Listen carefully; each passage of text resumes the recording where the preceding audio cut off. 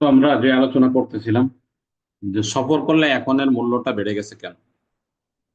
এখন সমস্যাটা হলো, যেমন এখন আমাদের যে সমস্যাগুলো দেখা যাচ্ছে, যেমন আমি যদি এখন বাড়ি থেকে সফর করে এক জায়গায় চলে যাই, তো দেখা যায় যে ঢাকা থেকে রুগী আসে, অমুক অঞ্চল থেকে, দূর দূরান্ত থেকে যারা আসে, এরা এসে আমাকে যদি না পায়, এই যে যে দীর্ঘ সফর করে কষ্ট করে আসলো, এরা ভোগান্তিতে পড়ে এক নম্বরে। যার ফলে আমাদেরকে যখন রুগীরা বলে যে হুজুর আমার অমুক জায়গাতে আপনি একটু কষ্ট করে এসে রুগী দেখে যান, তখন আমরা বহু পরিমাণে অ্যামাউন্টের কথা বলি যাতে তারা কষ্ট করে আমার কাছে আসে, আমাকে আর যাইতে না বলে। এক নম্বর সমস্যা। দুই নম্বর কথা হলো, আমরা তো শুধু তদবিরের উপরেই, অর্থনৈতিক ইনকামটা শুধু তদবিরের উপরেই সীমাবদ্ধ করিনি। তদবিরটা আমরা এর পাশাপাশি, যেমন বইয়ের একটা ভালো ব্যবসা আছে আমার, বই থেকে ভালো টাকা আসে। তারপরে জাফরান কালি এবং কলম থেকেও ভালো একটা অ্যামাউন্ট আসে। তিন নম্বরে আংটি থেকেও ভালো একটা অ্যামাউন্ট আসে।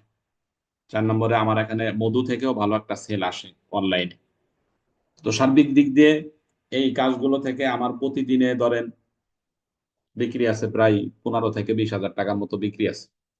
তো 15 থেকে 20 হাজার টাকা আপনি প্রতিদিন যদি 20 হাজার টাকা বিক্রি করেন, অনলাইনের ব্যবসাতে আপনার 10 হাজার টাকা লাভ থেকে যাবে। এরকম একটা অবস্থা হবে অনলাইনে আমি ব্যবসা করলে।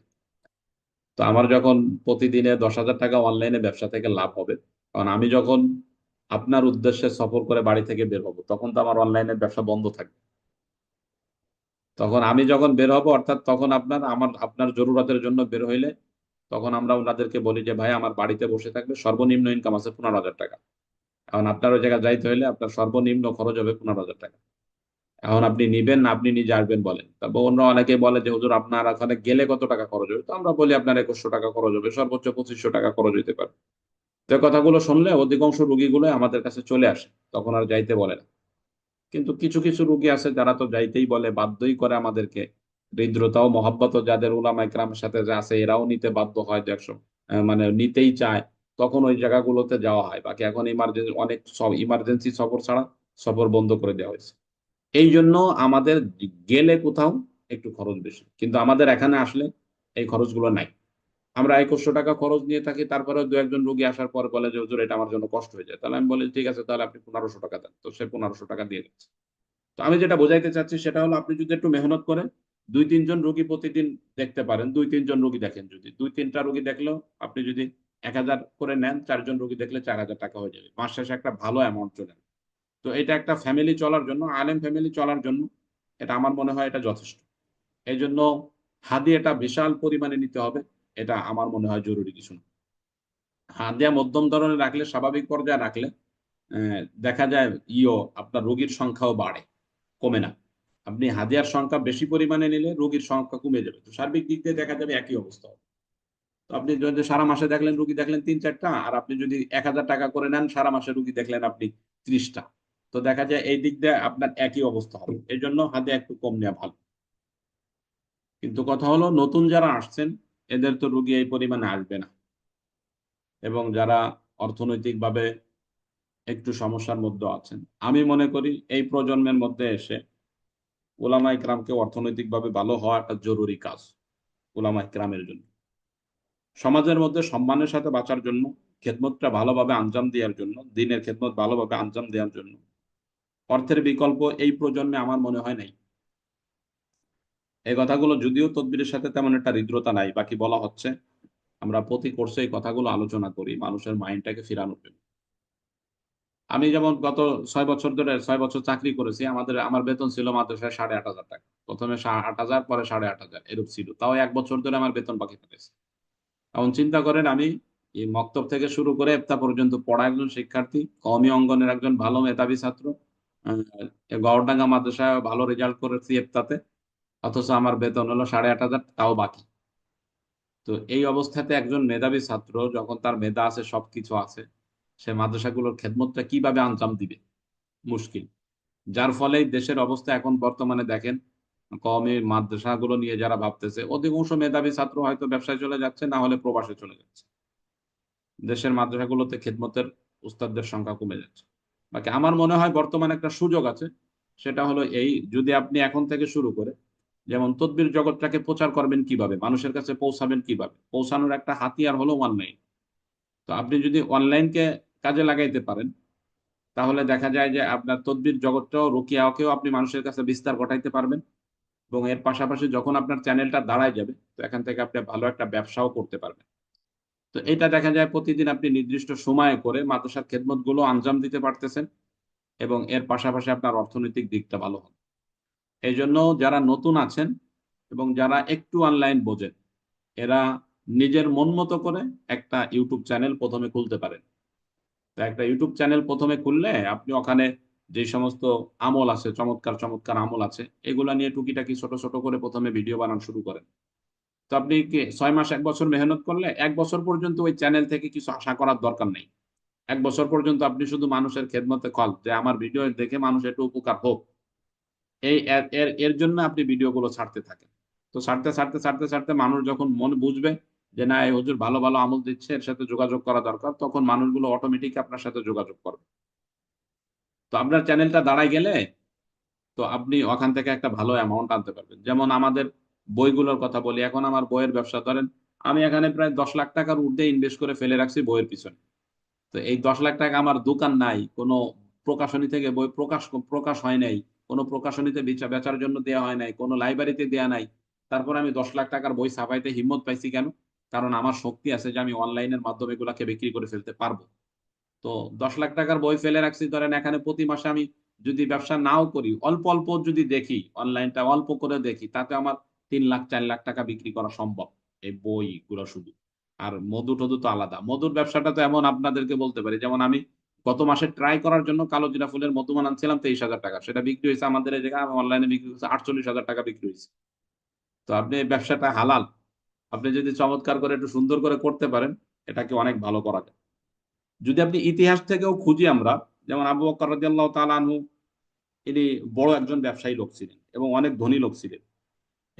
এটা আপনারা ইতিহাসের কিতাব যদি খোঁজেন, যারা তার জীবনী দেখবেন, তার জীবনীতে দেখবেন যে উনি কত বড় ধনী ছিলেন।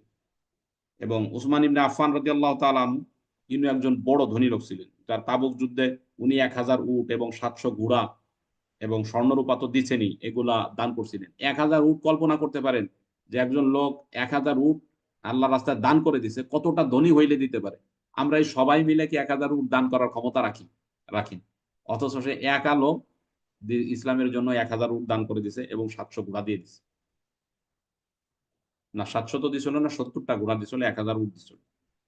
এরপর আব্দুর রহমান ইবনে আউফ রাদিয়াল্লাহু তাআলা আনহু, ইনিও ইসলামের একজন শীর্ষস্থানীয় ধনী এবং ব্যবসায়ী লোক ছিলেন।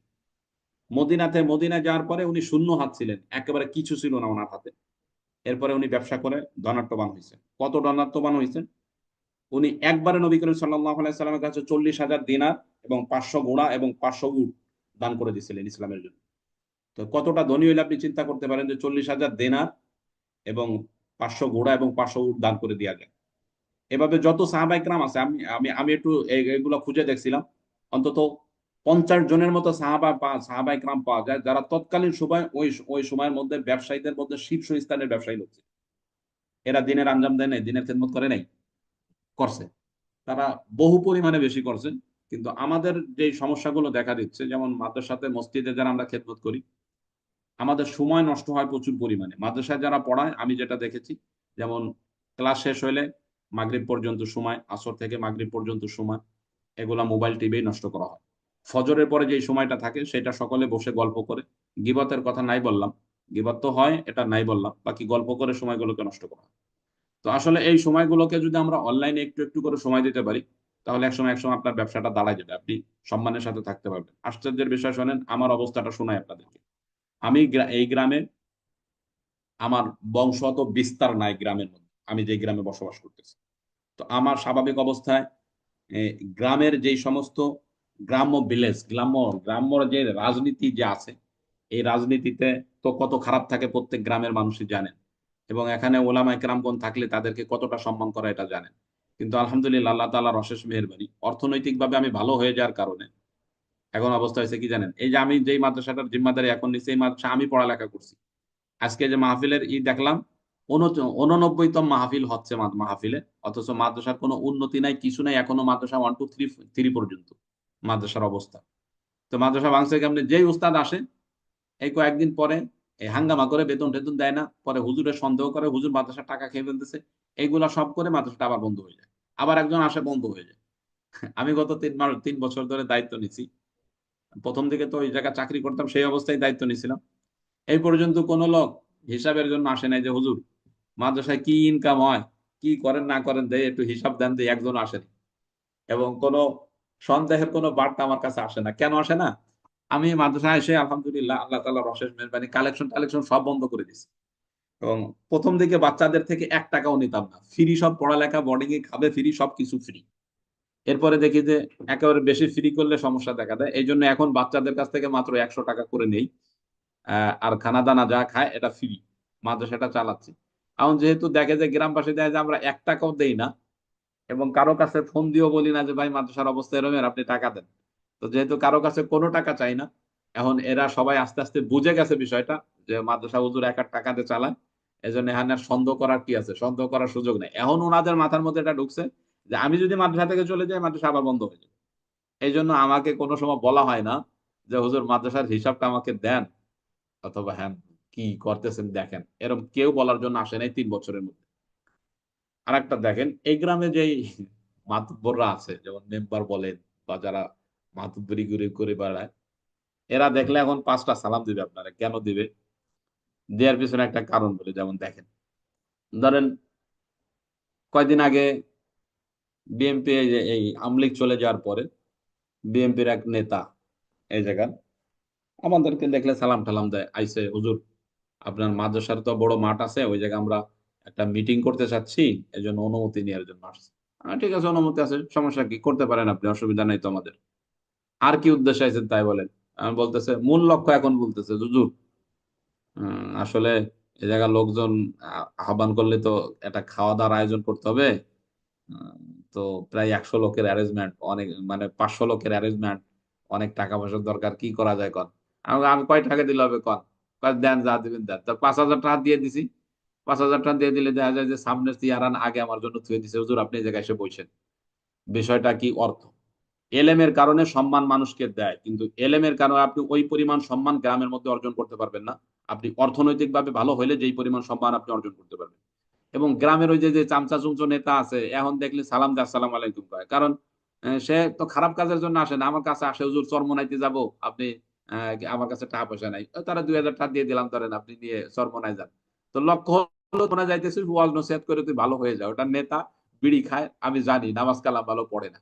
পরে আসার পর যদি নামাজ না পড়ে, ওই মেম্বারকে আমি বলতে পারি, ওই নেতাকে বলতে পারি, আর মিয়া তুমি চরমনাই যাও, ওয়াজ শোনো ঠিক মতো, কিন্তু নামাজ পড়ো না, এক তো এরকম বলা যায়। কিন্তু কথা হলো আপনার পজিশনটা যদি ঠিক না থাকে, এটা বলাও মুশকিল হয়ে যায়। তো সেই সুবাদে আমি দেখেছি অর্থনৈতিক দিকটা আমার একটু ভালো হয়ে যাওয়ার কারণে, যেমন গ্রামে সম্মানের সাথে থাকাও যায় এবং দিনের কাজটাও ভালোভাবে আঞ্জাম দেওয়া যায়। যেমন আমার মহিলা শাখাটা এখানে চলে, পুরুষ শাখাটা চলতেছে। মাদ্রাসাগুলো যদিও বিশাল বড় না, কিন্তু আমি যেটা বুঝাইছি সেটা হলো এটা আমার নিজের অর্থায়নে চলতেছে। তো আমি কারো কাছে মুখাপেক্ষী না হওয়ার কারণে আমি যে কারো সামনে বড় করে কথা বলতে পারি, এই হিম্মত আমার মধ্যে আছে। আমার এখানে চিন্তা নাই যে আমার চাকরিটা এখন চলে যাবে, আমি আর খেদমত করতে পারবো না। আমি জানি যে আমার অর্থ দিয়ে আমি যেকোনো জায়গায় খেদমত করতে পারি। তো অর্থনৈতিক দিকটাকে উন্নতি করা ওলামায়ে কেরামের জন্য অতি জরুরি। তো এটার কি রাস্তা আছে? রাস্তা বর্তমানে আমার মনে হয় এটা একটা ভালো রাস্তা। যেমন আপনি রুকিয়া এবং তদবির নিয়ে মেহনত করলেন, খেদমতে খল।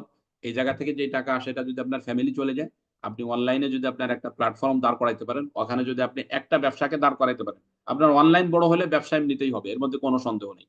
আপনি যেকোনো একটা ব্যবসাকে দাঁড় করাইতে পারলে আপনি দিনের খেদমত ফি সাবিলিল্লাহ করতে পারবেন। যেমন আমরা মাদ্রাসা থেকে 1 টাকাও এখন বেতন নেই না, আরো নিজের পকেট থেকে 50,000 60,000 দিচ্ছি প্রতি মাসে। এটা এখন আমার কাছে ভারী কঠিন কিছু মনে হয় না, নরমাল হয়ে গেছে। তো আলহামদুলিল্লাহ আপনারাও যদি মেহনত করেন এভাবে, আশা করা যায় এই সম্মানের সাথে আপনি আপনার নিজ অঞ্চলে থাকতে পারবেন ইনশাআল্লাহ। এবং এই যে অবস্থাটা, যেমন যারা একটু বড় মাদ্রাসায় চাকরি করেন তাদের অবস্থাটা দেখেন। রমজান আসলে কত ফিকির করা লাগে। এর কাছে টাকার জন্য যান, ওখানে যে সিরিয়ালে দাঁড়ায় থাকেন। মানে তার কাছে আমার নত হল আছে, অথচ নবীজির হাদিস আছে আলিয়াদুল উলিয়া খায়রুম মিন ইয়াদিস সুফলা। যদিও আমি দিনের জন্য করতেছি, কিন্তু উপরের হাতটা তো ভালো। আমি ওই যে রমজানে যে সময় কুশলিতে চাকরি করছি, 1 বছর কালেকশনে ঢাকায় গেছি। আমার কাছে এটা খুবই খারাপ মনে হয়েছে, ইবাদত বন্ধ দিয়ে সবাই তারাবিতে দাঁড়ানো, আমি মানুষের বাড়ির দিকে যাচ্ছি টাকার কালেকশনের জন্য।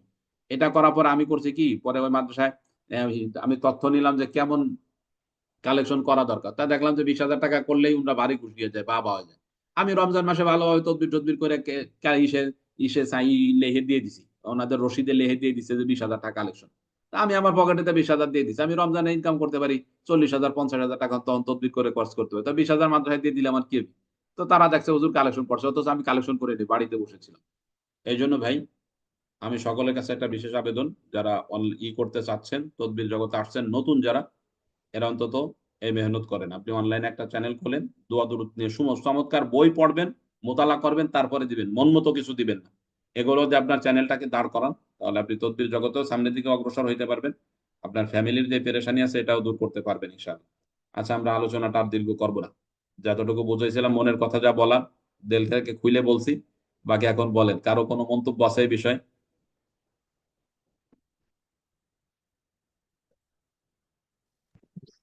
আসসালামু আলাইকুম রহমতুল্লাহ। ওয়ালাইকুম আসসালাম।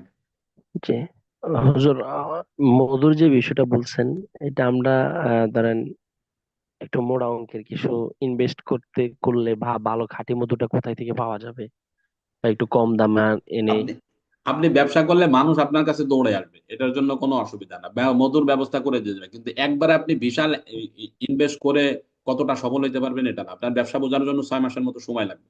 আপনি প্রথমে অল্প করে করেন, জি, আপনি 1 মণ আনেন, 1 মণ এনে ব্যবসা করেন, অন্য যে কাজ করতেছেন এটা করতে থাকেন, 1 মণ সেল হয়ে যাক। সেল হয়ে যাওয়ার পর আপনি যদি বোঝেন যে না আপনার ভালো সেল আসতেছে, তখন আপনি 2 মণ টার্গেট করেন, 3 মণ টার্গেট করেন, এটা আস্তে আস্তে করেন। কিন্তু একবার আপনি বহু পরিমাণে ইনভেস্ট করলেন, পরে সেল না আসলে আপনি তো মনের দিক থেকে ভেঙে পড়বেন, এটার দরকার নাই। আপনি 10 অনলাইনের ব্যবসার জন্য তো বিশাল পণ্য থাকতে হবে এটা জরুরি না, আপনি 10 কেজি এনেও ব্যবসা শুরু করতে পারেন, তারা শুরু লগ্ন শুরু করতে পারেন। জি, আসসালামু আলাইকুম। জি। এখন বিষয়টা হচ্ছে যে কোথায় থেকে আনতে পারি, বা ভালো এটা মধু, আনার বা জন্য আমি তথ্য একটু দিতে কম পারি। দাম। আমাদের এই যে মাদারীপুরে একজন আছে, সেও আলেম, তার কোটি টাকার ব্যবসা আছে মধু, এরা ভেজাল দেয় না, আমি ওনাদের কাছ থেকে আনি, যোগাযোগ করাই দেওয়া যাবে, এটাতে কোনো অসুবিধা নেই। জি, জি, আসসালামু জাযাকাল্লাহ। আলাইকুম ওস্তাদ জি, আমার একটা কথা ছিল। জি, বলেন। হ্যালো হ্যাঁ বলেন, ওস্তাদ আমরা জি, এই শুনতে যে পাচ্ছি। অনলাইন, আপনি যে অনলাইন পেজের কথা বলছেন, এটা তো আমরা খুলতে পারি না, এই বিষয়ে তো আমরা জানি না। আসলে কিন্তু আমাদের ওস্তাদ যে আমাদের সমাজে আমাদের যে আমাদের লেভেলে যারা আছে না, হুজুর বা ছেলে বয়সী তারাও কিন্তু প্রত্যেকটা ছেলে চায় একটু অনলাইন বিজনেস করার জন্য, কিন্তু ওরা কিন্তু দেখা যায় বোঝে না, পারে না, সেজন্য আগাইতে চায় না। তো আপনি যে কথাটা বলছেন, আসলে আমরা যেন কারো দ্বারস্থ না হই, নিজের চেষ্টা করি যে নিজে স্বাবলম্বী হই। ইব্রাহিম ভাই, আপনি আপনি আলেম? জি, জি। তাহলে আমার আপনি নিজের ব্যবসা আছে, আমার নিজের আপ- ব্যবসা আছে, কাপড় ব্যবসা আছে আমার। আমি কিন্তু আসলে অনলাইন পেজ খোলা অনেক আমার আগ্রহ, কিন্তু আমি পারি না, বুঝি না বিষয়টা। আপনি কাপড়ের ব্যবসা যখন শুরু করছিলেন তখন কি আপনি ব্যবসা পারতেন? জি, জি না, এমনি কোনো আমার কোনো অভিজ্ঞতা নাই, দোকান শুরু করছি, কোনো কোনো দোকানে আমি একদিনও ছিলাম না। তো কিভাবে এখন বোঝেন না যে এটা ভালো কাপড়, এটা বন্ধ কাপড়, এটার দাম বেশি, এটা ভালো, এটা জানেন, এখন বোঝেন? এখন কিছুটা বুঝি, আগে এতটা বুঝি না হুজুর, এখন এতটা বুঝি না।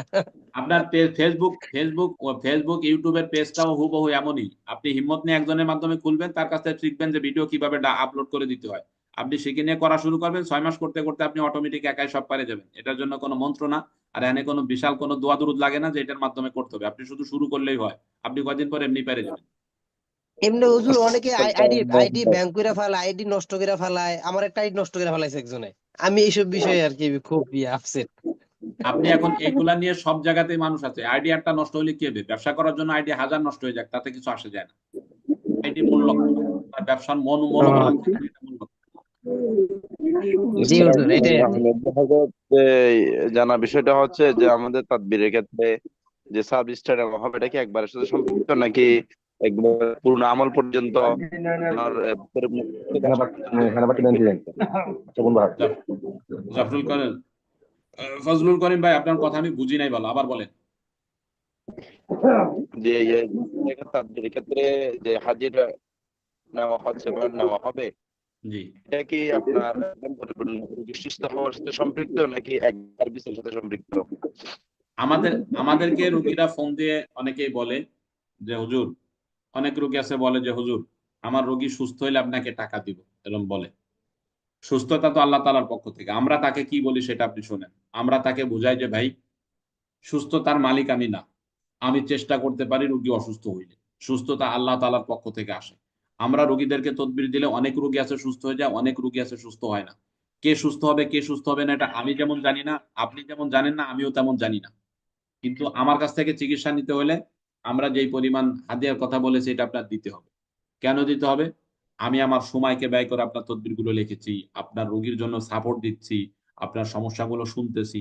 আমি যে সময় ব্যয় করছি আপনার পিছনে, আমি যদি ৳১ কালিও ব্যয় করে থাকি, ৳১ কালি যে ব্যয় করেছি, আমি যে কলমগুলো ব্যবহার করেছি, এটা আপনার জন্য ফি সাবিলিল্লাহ করিনি। আমার এই সময়ের মূল্য আপনার দিতে হবে। অতএব আপনি যদি চান আমার এই সময়ের মূল্য দিয়ে আপনার চিকিৎসা নিতে হবে। নিলে নিতে পারেন, না নিলে নাও নিতে পারেন। অধিকাংশ লোকেরই সরলভাবে বললে তারা তদবিরগুলো নেয়। অসুবিধা নেই। তো আপনিও বলবেন। কারণ আপনি যদি বলেন যে ভাই গ্যারান্টি ১০০% আমার তদবির কাজ হয়ে যাবে, কাজ হওয়ার পর টাকা দিবেন। কারণ কাজ হবে আপনি কিভাবে জানেন? কিভাবে বুঝলেন যে আপনার তদবির কাজ হয়ে যাবে? বলেন।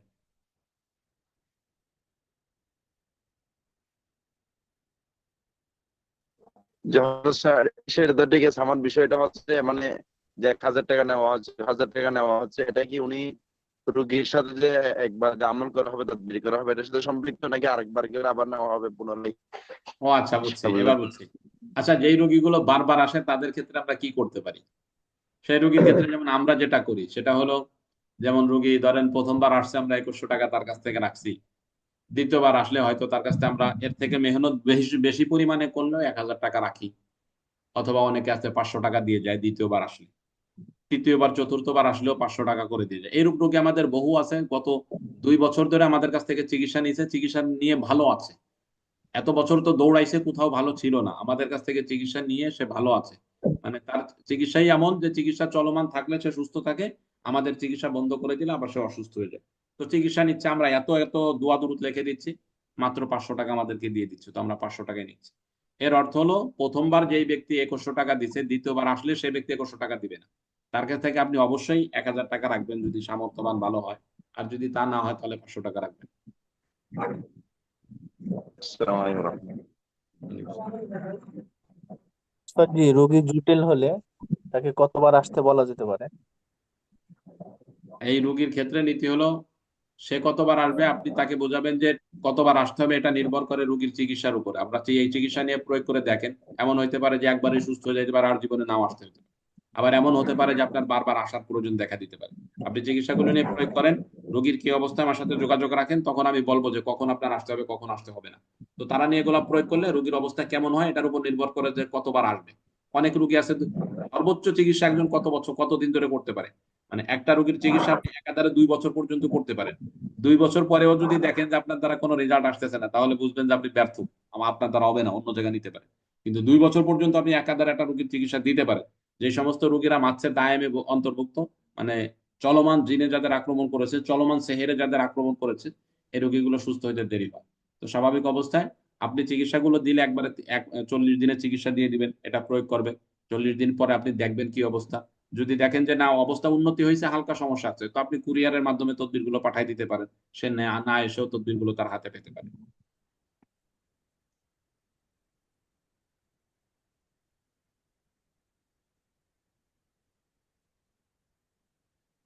আর কারো কোনো প্রশ্ন আছে? ঠিক আছে, ক্লাস মনে আছে শেষ। জি, আমার একটা প্রশ্ন। সেটা হলো কি, প্রসাব জ্বালা পোড়া করলে কি ক্ষতি?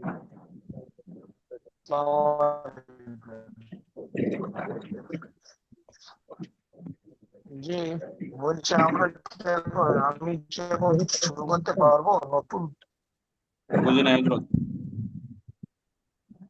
ওস্তাদ জি, আমার কথা কি শুনতে পাচ্ছেন?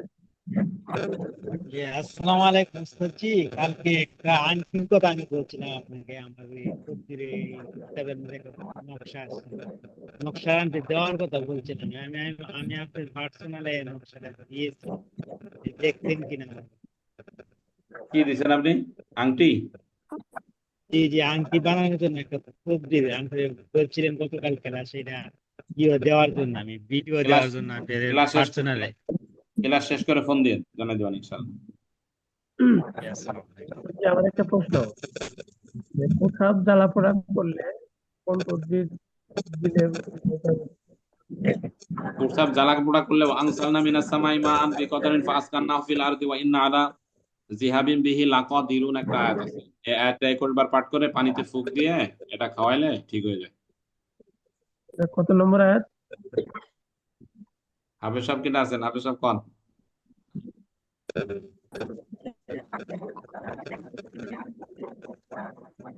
হাফেজ সাহেব নাই আমাদের এখানে?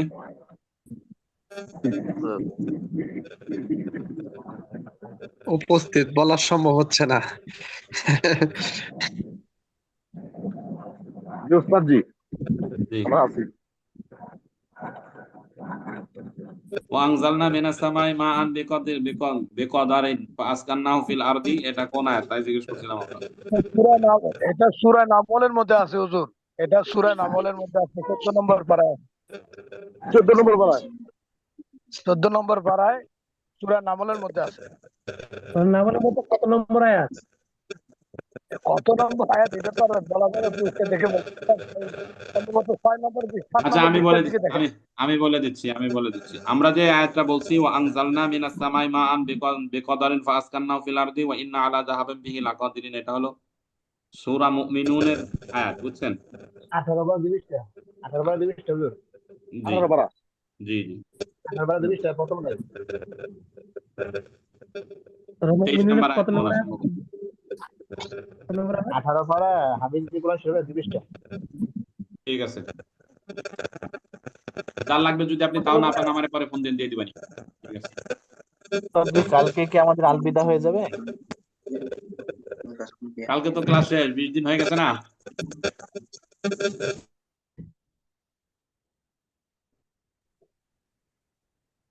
আছে। আর কারো কোনো প্রশ্ন আছে?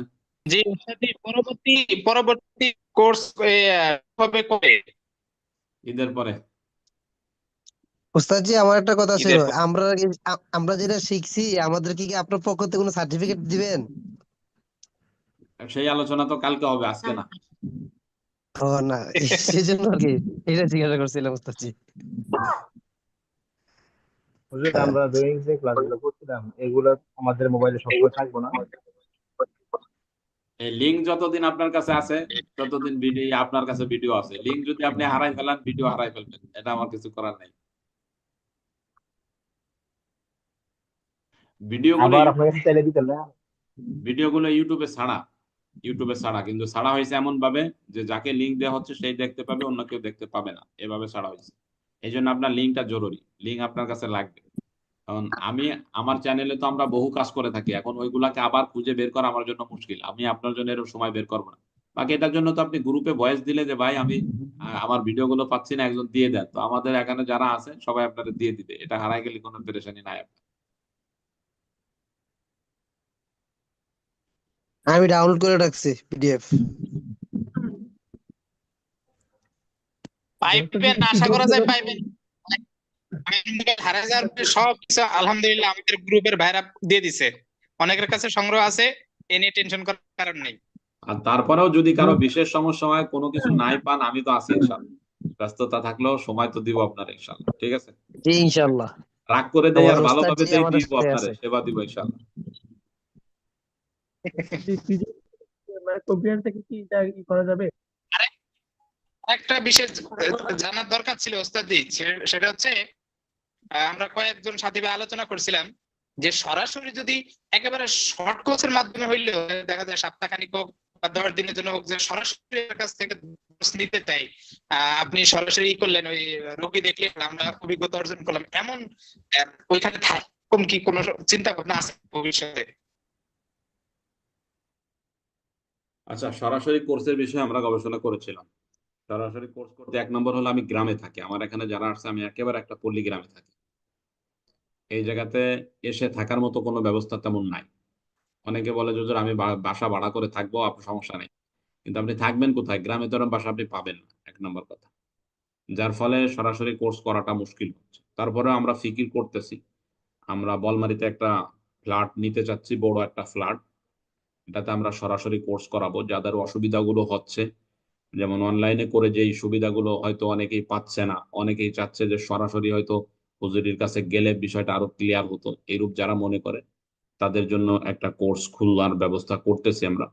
বাকি এটা না করার একটা মূল কারণ হলো, যেমন একটা কোর্স খুলতে গেলে আপনি যদি অনলাইনের থেকে সরাসরি কোর্স খুলতে যান, এই জায়গায় ব্যয়বহুল খরচ আছে।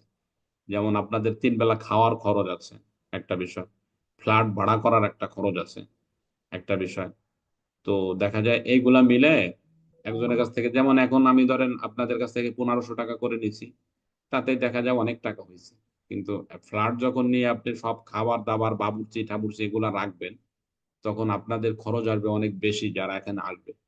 তো এই খরচটাও সকলের জন্য কতটা সহজ হবে এটা চিন্তা ফিকির করে এখনো মাইন্ড সাজায়নি, বাকি যেখানে আছে যদি মনে করি এবং যদি সকলের সাড়া পাই, হবে হয়তো, আশা করা যায় সামনে। ওস্তাদ যে কোর্স ফিটা একটু বাড়াইয়া তারপর আপনার যে খানার বিষয়টা আছে ওটা যদি পার্শ্ববর্তী কোনো হোটেল থাকে তারা হোটেল থেকে খেয়ে নিল, বা এখন আমাদের কোর্সটা 1 ঘন্টা করে 15 দিন হয়, সেক্ষেত্রে তো আমরা যখন এই আবাসিক সিস্টেমে যাব তখন তো আমরা পুরো দিন সময় দেওয়ার সুযোগটা পাবো। তো সেক্ষেত্রে 3 দিন 4 দিন বা 5 দিনে ক্লিয়ার করার একটা সুবিধা থাকলো, এভাবে যদি করেন তাহলে তো ভালো হইতো মনে হয়। এটা 7 দিনে করলে আপনার রেজাল্টটা ওরকম ভালো আসবে না। কারণ আমরা 20, 15, 18 দিন ধরেন গেলাম, আমাদের মূল আলোচনা তো চলে ধরেন 17 দিন। প্রথম দিন তো জীবনী নিয়ে আলোচনা হয়, এটা শেষ, তারপরে আমাদের মূল আলোচনাটা শুরু হয়। তো আমরা 17 দিন আলোচনা করি আর কি মূল। এরপরে এই যে যেমন আজকের বিষয় তো একটা অযথা বিষয় নিয়ে আপনাদের সাথে আলোচনা, কালকেও তো শুধু সনদের বিষয় নিয়ে আলোচনা হবে, বাকি 17 দিন আলোচনা। তো 17 দিনের বিষয়গুলো, যেমন আমরা এখন যদি যারা মানে বড় মুফতি সাহেব আছে এদেরকেও যদি যে কোনো একটা বিষয় জিজ্ঞেস করে এই বিষয়ে আপনি কি মনে রাখছেন, দেখবেন যে অনেক বিষয় তার মনে নাই।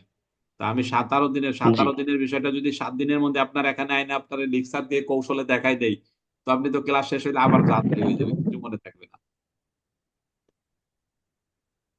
এর কি মানে সেক্ষেত্রে তো আমরা ওখানে থাকাকালীন তো আমরা প্র্যাকটিসের যথেষ্ট পরিমাণ সুযোগ পাবো, এখন তো ক্লাস করার পর আর দেখারও সুযোগ পাই না। বেশি বেশি করা সম্ভব হবে। 17 দিনের ক্লাসটা ধরেন 10 দিনের মধ্যে নিয়ে আসা যায়, কিন্তু 7 দিন 4 দিনের মধ্যে নিয়ে আসলে পরে আপনি রেজাল্ট ভালো আসতে পারবেন।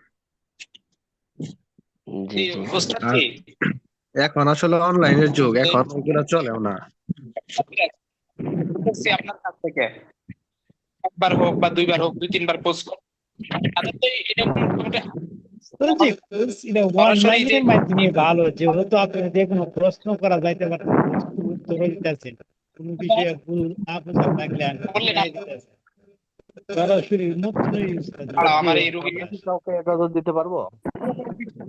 বাকি যারা আমাদের শোনেন, আমাদের দরজা তো আপনাদের জন্য খুলে রাখছি। যারা মনে করেন যে না, জজবাওয়ালা যারা আছেন, যে না হুজুরের কাছে আসতে চাচ্ছে, আপনি আসতে পারবেন। আমাদের এখানে 2-1 দিন যদি থাকতে চান আপনি থাকতে পারবেন, কোনো অসুবিধা নেই। একজন করে আসলে তো একজন মেহমানকে তো রাখা কঠিন কিছু না, 2-3 জনকে রাখা, 5 জনকে রাখা কঠিন। তো একজনকে রাখা তো কঠিন না, আপনি আসসালামু আলাইকুম রাহমাতুল্লাহ। আসতে পারবেন। হযরত আমি আপনার সাথে যদি গিয়ে সাক্ষাৎ করতে চাই কোনো সমস্যা আছে? না, কোনো অসুবিধা নেই। আলহামদুলিল্লাহ। আরেকটা প্রশ্ন হচ্ছে হযরত, যে বলছিলেন টাকার কথা, যে অনেক জায়গায় টাকা টাকা যে বেশি নেয়, আসলে আমাদের পাশে যারা আছে তারা 8,000 10,000 টাকা করে প্রায় নেয়। এখন যদি আমরা কম দিই, হুজুরের কোনো কার্যকারী কাজ কম হয়, এই জন্য হুজুরের টাকা কম নেয়। এই জন্য এদের কাজ বিষয়ের জন্য অর্থনৈতিক ভাবে বেশি ধরতে হয়, এটার কোনো কি সমস্যা হবে? ভাই আপনি কমিউনিটিতে থাকেন, আপনার কাছে মানুষ আসবে। আপনাকে অত বড় মনে, আপনি যদি সঠিকভাবে সেবা মানুষকে দেন, ওর রোগীগুলো যারা ওর কাছ থেকে সুস্থ হবে না, ওই রোগীগুলো আপনার কাছে আসবে। আপনি সঠিকভাবে সেবা দিলে যখন সুস্থ হয়ে যাবে, টাকাও কম দেখবে, এই রোগীগুলো আপনার কাছে আসবে, আপনি এটা নিশ্চিত থাকতে পারেন। আসসালামু আলাইকুম। আসসালাম। জি ওস্তাদ, যদি অনুমতি দেন তাহলে আজকে ক্লাসের পরে যে সবগুলো পিডিএফ একটা পিডিএফ এর ভিতরে দিয়ে সেটাকে আপলোড দেব, যদি অনুমতি দেন। একটা করে ফেলতে চাচ্ছেন তাই? জি জি, এটা কি দেবো? মানে অলরেডি দিতে করা পারেন, আছে যদি। গ্রুপের মধ্যে দিলে দিতে পারেন, কোনো অসুবিধা নেই। জি শুক্রিয়া।